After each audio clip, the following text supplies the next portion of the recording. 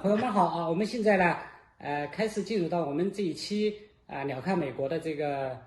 主题啊，大家呢可能想知道我们为什么会聊鸟看美国呢？我是一个创业者啊，当然了，大一点呢，我们也可是叫一个企业家啊。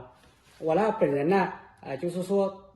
创办过很多的公司啊，那么在这个世界上呢，我们很多的创新都来自于美国，就是我从一个企业家的这个视觉，我想看看美国这个国家。它创新的根源、创新的这些精神，它的这些灵感